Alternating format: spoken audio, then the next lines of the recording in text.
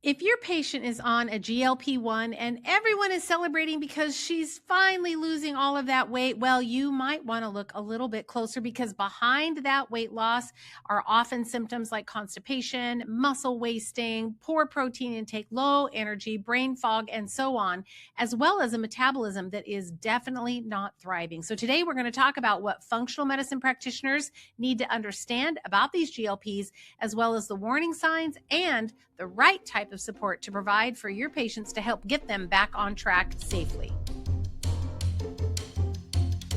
Welcome back to the Clinical Entrepreneur Podcast. This is where we talk about all things clinical and business to help you get smarter and run a better business. Listen, today we're going to talk about GLP-1s. This is not about whether or not you should prescribe them. We're not going to be talking about that. What we are going to talk about is how to work with the patients that are on them. The prescribing part, not on your radar. If you do prescribe, this is not going to be up your alley. Although we are going to just talk about like what kind of warning signs you need to watch for, what the patients might be saying, and what kind of support can you give them to help them overcome any challenges that these GLPs cause. So before we start, I think we have to get clear about why these patients are getting on these drugs. It's because they've not been successful with weight loss program. They are feeling bad about themselves, their confidence, self-esteem, etc. is down, down, down, down. And, there's always a cost versus benefit, right? We are not here to judge whether that cost versus benefit is a good one or not. Wouldn't be a good choice for me, probably wouldn't be a good choice for you. However, for the patient, they may feel like they have no other option. Out in the market, there is a big margin, profit margin. These GLP drugs come with a hefty benefit on the back end, and that is they've got repeat customers for potentially life, because a lot of these GLPs, the patients are being put on the GLPs longer term. It's a great business model, just saying.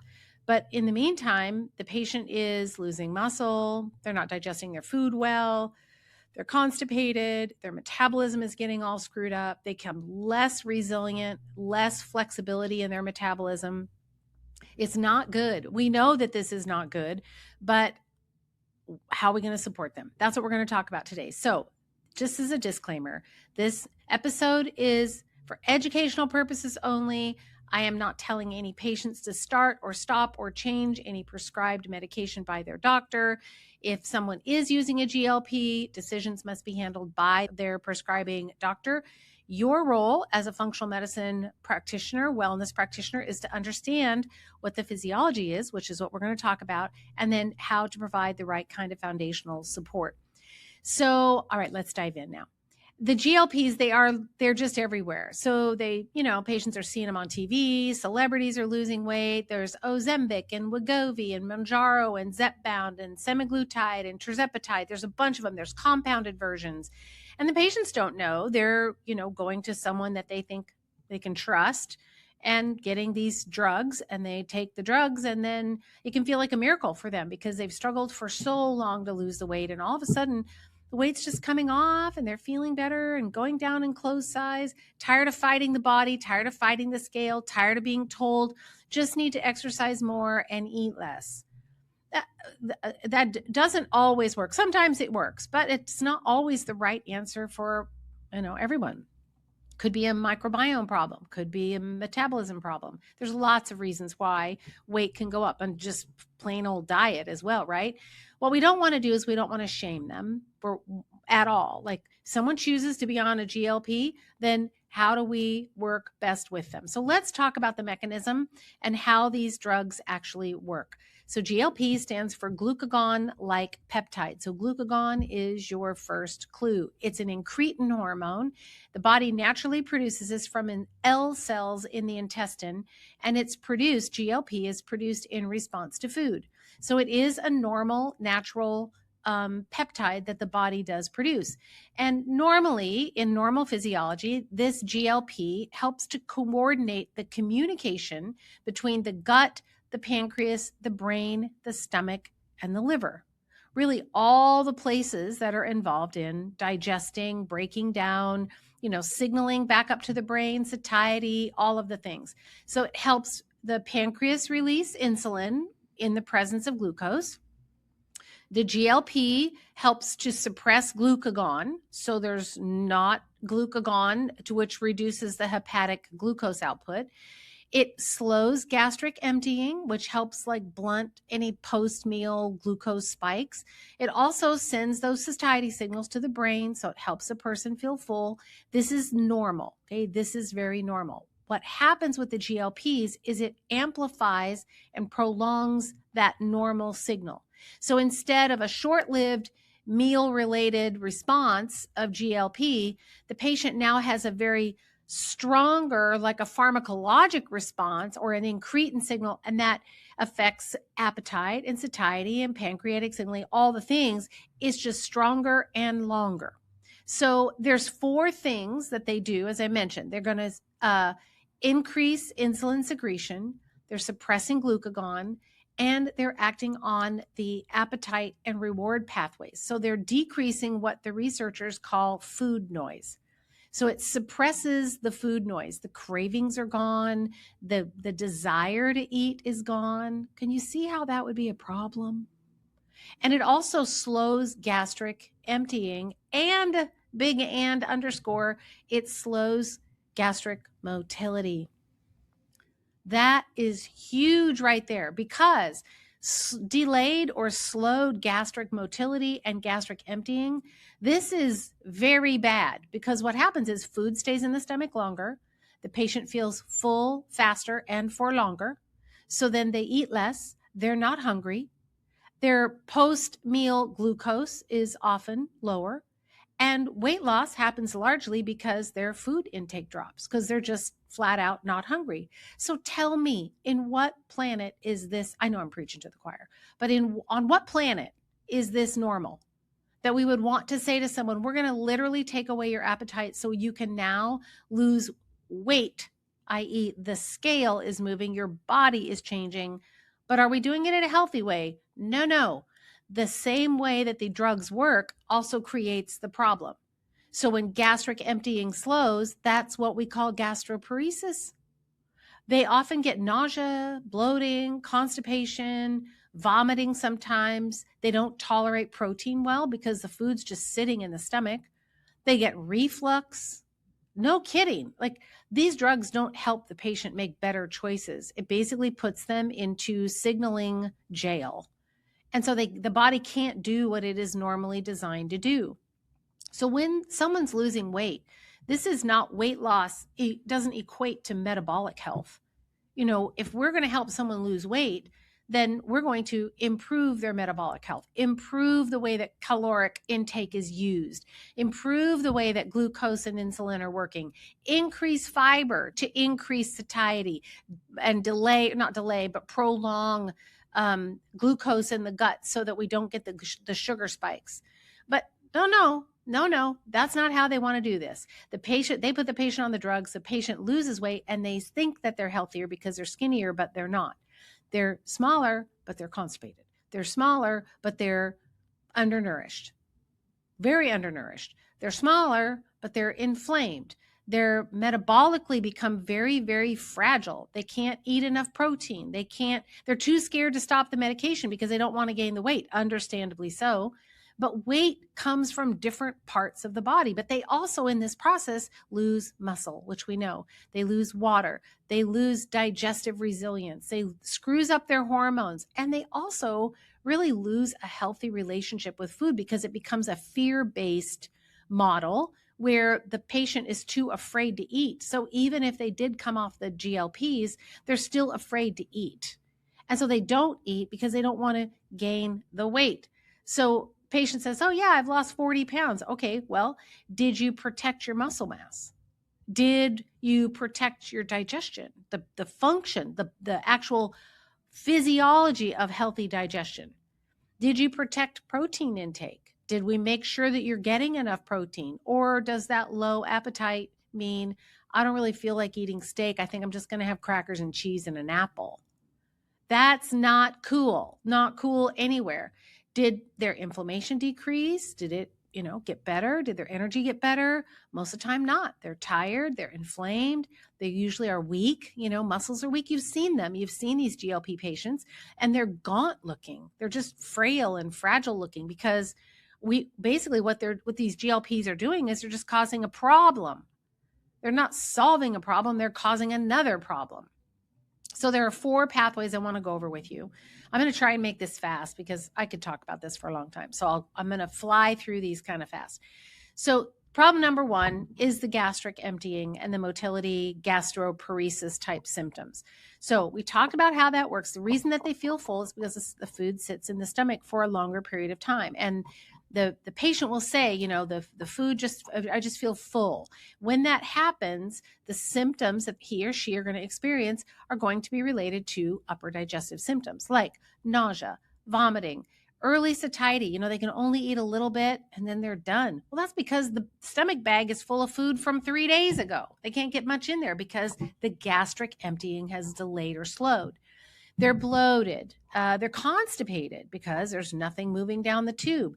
They have food aversion, sometimes even taste, smells like, no, I don't want that because it's the whole system is all messed up. All the signaling is all messed up. They're often dehydrated and weak, just generally weak because the delayed gastric emptying is preventing those nutrients from getting A, broken down well, but B, being absorbed downstream. So basically, the GLPs are applying metabolic brakes to the gastric system, to the gastric motility, just putting the brake on the whole thing. And so for patients who've already had sluggish digestion, or maybe they've been chronically constipated or have had reflux, or I don't know, a history of gastroparesis, even poor vagal tone, gallbladder issues, already a low protein intake, this is a bad option for them. So here are the clinical red flags that you need to be watching for.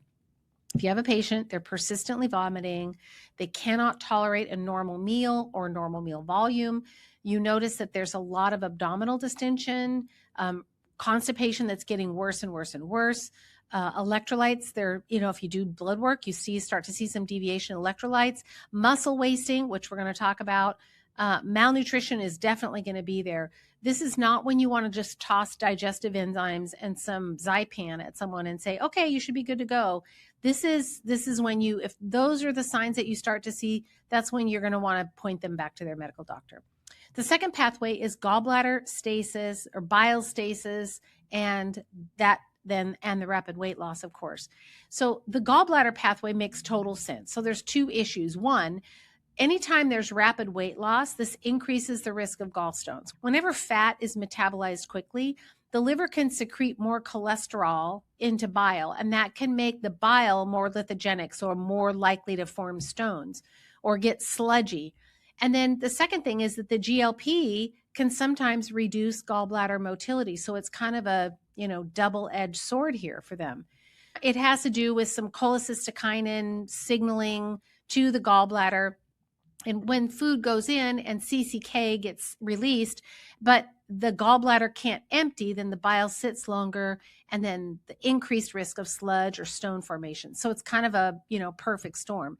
The weight loss creates bile that's more cholesterol rich, and then the gallbladder doesn't contract, so then the bile sits longer, etc. So we can't overlook bile support. So one thing that I would say needs to happen with every patient on a GLP, you've got to get them on something to support their bile. They did a large meta-analysis, and they found that the GLP use was associated with increased risk of gallbladder or biliary disease. No, not surprisingly, right? Especially at higher doses and for a longer duration. But I'll bet you dollars to a donut that their prescribing doctor are not talking to them about these risks. They're probably not telling them, well, this does put you at an increased risk of gallbladder issues or gallstones. What happened to informed consent over here? So if the patient has light-colored stools, dark urine, jaundice, radiating pain to the back or right shoulder blade, nausea and vomiting, abdominal pain, pain after meals, right upper quadrant pain even, yeah, that's not detox. That's not them losing weight. That's a gallbladder red flag. So you want to be on top of that fast. Pathway number 3, there is a thyroid C-cell tumor warning. This one, thyroid cancer. This one needs a little bit of, we're going to be nuanced about this. The warning is based on rodent or mouse data that shows that thyroid C-cell tumors are elevated. The concern, more specifically, is the medullary thyroid carcinoma. That comes from what's called the parafollicular C cells in the thyroid. It's a little different than the normal papillary thyroid cancers, which come from the follicular cells. But what the researchers have said is that the human data is a little bit more complicated because the rodent cells seem to be more responsive to the GLP receptor stimulation. That's what they said, than human cells. So that's why they're saying it may not correlate. However, the warning is still there. So they're 100% contraindicated for people that have had family history of medullary thyroid carcinomas at all. So just know, if you have a patient that has or history of it in their family, and maybe they didn't have informed consent, maybe their prescribing, person didn't say anything about that, just ask the question just to make sure. Pathway number 4, this is the big one, I think. This is the lean muscle mass loss and also the weight rebound. Both of those are very, very real. So weight loss is not the same as fat loss. So when appetite goes down, total food intake drops, right? So now their caloric intake is lower. That also means that protein intake is going to be lower. When the body is absent of protein or sufficient calories, we know what happens. It goes into gluconeogenesis. It's going to go look after the fuel that it needs to reach its metabolic baseline every single day. When there is no resistance training, right? So they've dropped out the protein, they've reduced their caloric intake, they're probably tired. GLPs don't give you more energy, they make you have less energy. And aside from that, the heart is a muscle. Besides the skeletal muscles, that's a problem. That's a big problem. And the patient loses weight quickly, but the body is using muscle in order to stay alive. It's basically cannibalizing itself. That's what's happening. And lean muscle mass matters, especially in women in menopause, because menopausal women lose muscle. It's what we do. So look for muscle that isn't toned. Look for like a flaccidy kind of look. Everything's kind of floppy and loose, because without that muscle, they aren't going to be able to dispose of glucose well, right? Glucose doesn't have anywhere to go. That muscle supports healthy insulin sensitivity. It protects bodies that are aging, as I mentioned, like in menopause and as women and men get older. Muscle helps them stay strong core, strong back, strong arms, strong legs. Muscle influences the resting metabolic rate. So the lower the muscle mass, the lower the metabolic, or the poorer the metabolic rate is. So muscle, long-term in longevity, muscle is one of the most important things that we want to protect. But yet, what are we doing? We're putting all these people on the very thing that's causing them to lose muscle. Make this make sense. Make it make sense. If a woman loses 40 pounds, a huge portion of that is muscle mass. I can't count that as a win. So it's especially dangerous in perimenopause, menopause, older women, chronic dieters, because they probably already have decreased muscle mass. And then anyone that already has insulin resistance or is under eating, not strength training. So strength training is so important. Now, as I said earlier, when the medication comes on board, remember that it amplifies, pharmacologically extends and amplifies the natural GLP response from the L cells in the intestine. When that happens and gastric emptying is slowed and satiety signal is amplified, what happens when the medication gets stopped? Those signals kind of go away and appetite starts to return. And gastric emptying might normalize. There are some people who permanently, after the GLPs, they don't renormalize that gastric emptying and they end up with gastroparesis or some version of that. That's a big problem. But when they get off the GLPs, they now have such an unhealthy relationship with food that when the appetite returns, the panic returns. And they may not be able to exert the same control. Really, they didn't have control over their food while they were on the GLP because the whole appetite was suppressed. So it doesn't take a lot of willpower or focus or determination to stay away from food when you have no appetite. It's real easy to not eat when you don't have an appetite. But when that appetite starts coming back, they often will go back to the same thing. They don't have the tools, the strength, the willpower to be able to withstand the cravings, etc. They found that after stopping the semaglutides, patients regained about 2/3 of the body weight they had previously lost within 1 year off treatment. 2/3. So if she loses 40 pounds, she's going to gain back 25, 30 pounds. So what's going to happen? That's what they've shown. Because if the patient loses the weight on the drug, but they don't build the metabolic infrastructure to support them after they're off of the drug, then they're going to come off with lean muscle, poor metabolic reserve, more fear around food. That's where we come in. That's where we come in to help them. We're trying to build them up while they're losing the weight with the GLP. So when they come off, they've got something to fall back into, better eating habits, good protein habits, blood sugar is more stable, digestion is working. That's what we need to do. So when you have a patient that's considering the GLP, don't shame them, but you might just ask questions like, why does this feel like the best option right now? What have you already tried?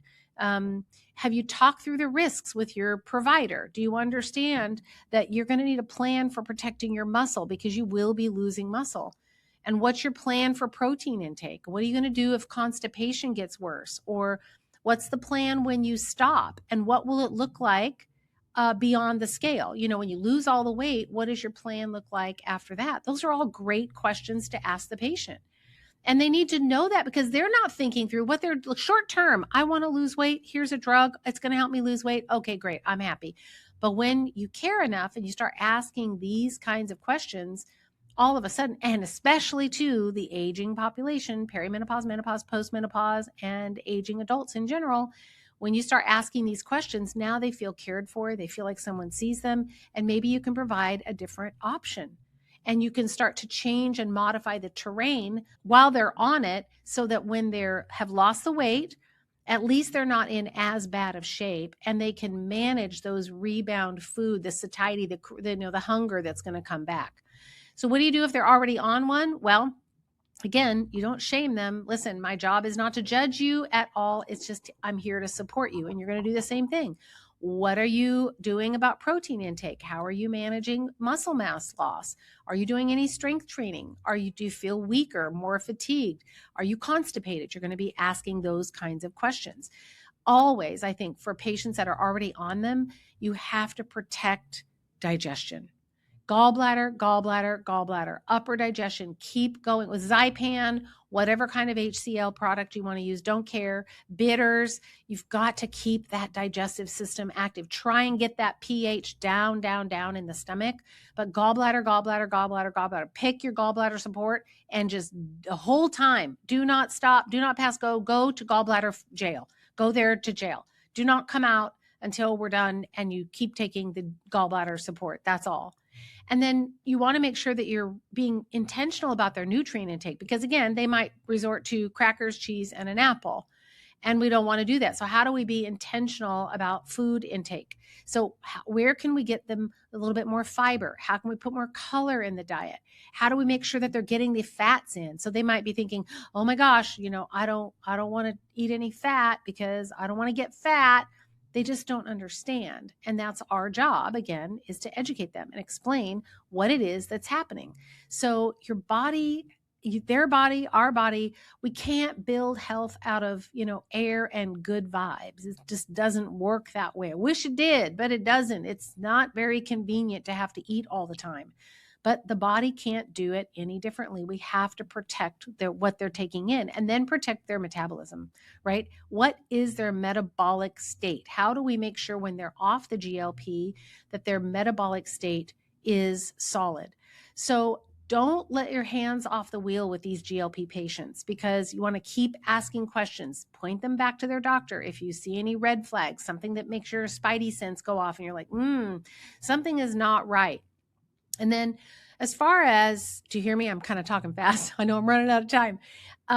As far as like follow-up, there's a few things that if the prescribing doctor is not ordering, besides asking lots of good questions, there are a few things that you might want to continue to measure and test. I definitely would keep an eye on fasting glucose and fasting insulin and A1C for sure. You're going to want to look at triglycerides, keep a close eye on liver enzymes and their CRP, as well as the thyroid markers. And then ask them questions about their food. Have them to keep a food diary so they can see that they're becoming adverse. Because this is like, we're going into like eating disorder territory here. Again, make it make sense. I can't even make this make sense. And I know so many people that are on them. And, you see someone you haven't seen in a long time. My husband and I went to visit some friends. We hadn't seen them in a couple of years. And I walked in and she just looked like a skeleton. And I didn't say anything, but they have the, Wegovy look. And I don't think it's a great look. I just don't think it's a great look. I don't think so. So what we want to do is we want to support them. If they choose to do it and you can't talk them out of it, fine. But at least then make your case, but that you're going to support them while they're doing it. You're going to help them build muscle, retain muscle. You're going to help them retain and optimize their digestive function. You're going to teach them how to use, if you're going to do this, then let's use nourishing foods to make sure that we're getting the fat in that we need. We're getting the colorful fruits and veggies in. We're making sure that we're getting good amount of protein in, because, skinny is not the finish line. Being healthy is the finish line. And that's what we need to focus on with them. So I don't think that these drugs are good for anyone. I don't think they're ever good as a standalone solution. I just don't see it. The health risks are just too high. What patients need, someone who's going to stand beside them and say, let's figure this out. And if they're just determined to be on a GLP, fine, that's fine. That's fine. But then let's at least have a supportive plan in place so that you're not wasting away while you're doing it.